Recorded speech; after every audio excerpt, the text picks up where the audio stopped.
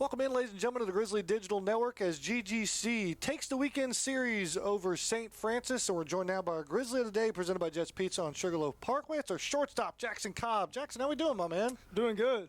Good to be up here. Yeah, absolutely. We're glad to have you up here. We jump into the highlights here as the Grizzlies take care of business today in a rubber match. But I want to go back to yesterday. You're new to this Grizzly uniform in Lawrenceville, but I don't know if you know just yet, but losing doesn't sit well around these parts. So what's the difference between splitting the doubleheader yesterday and winning today?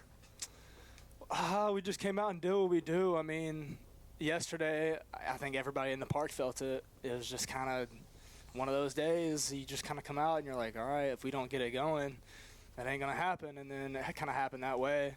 Obviously, doubleheader, so we cleaned it up real quick and got the win last night. But then came back today, and we really just did play our game. We played Grizzly baseball. Was there a different energy in the dugout today? Was there a different motivation, a different incentive to try to come out and put our best foot forward? I would say not necessarily like different, like we did something different. We just got back to us.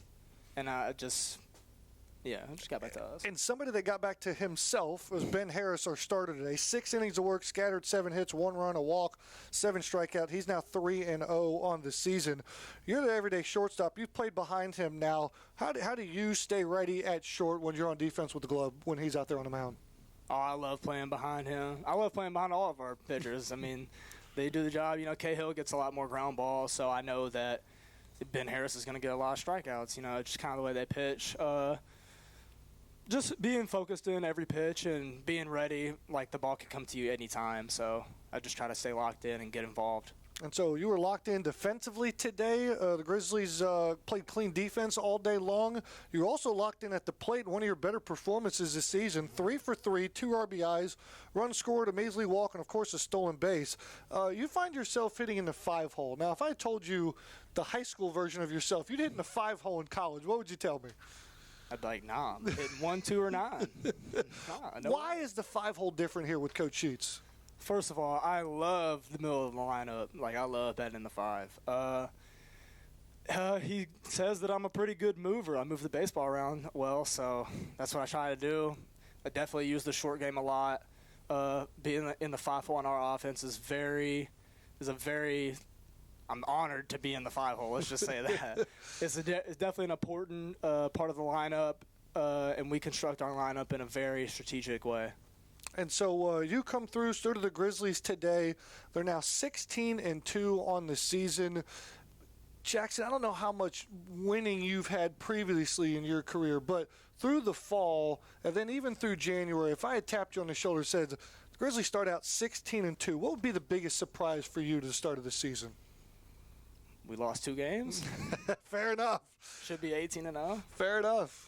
Yeah, that's the way I think of it. And so a great start for the Grizzlies on the month of February. We get the first weekend series of March, and now things will really start picking up. Midweek games are going to be a part of the slate, too, as well. But for now, this weekend series belongs to the Grizzlies, taking 2 of 3 from our friends at St. Francis. And Jackson Cobb, you're a Grizzly of the day.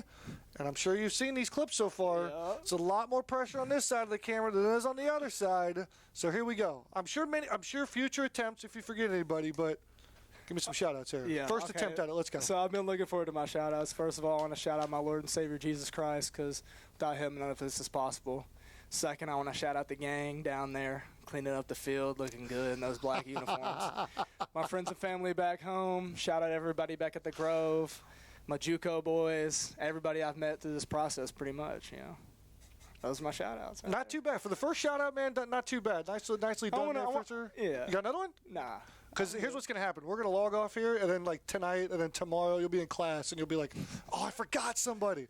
The key is just don't forget them the second time. Yeah, nah. Definitely next time. Yeah. I'm pretty sure I got everybody. Yeah. But maybe go in, write it down, check the notes. There you go. I'm playing. Sounds good. Jackson, congratulations, my man. Thanks, man. That'll do it for us here in Lawrenceville, Georgia. GDC takes the series from St. Francis.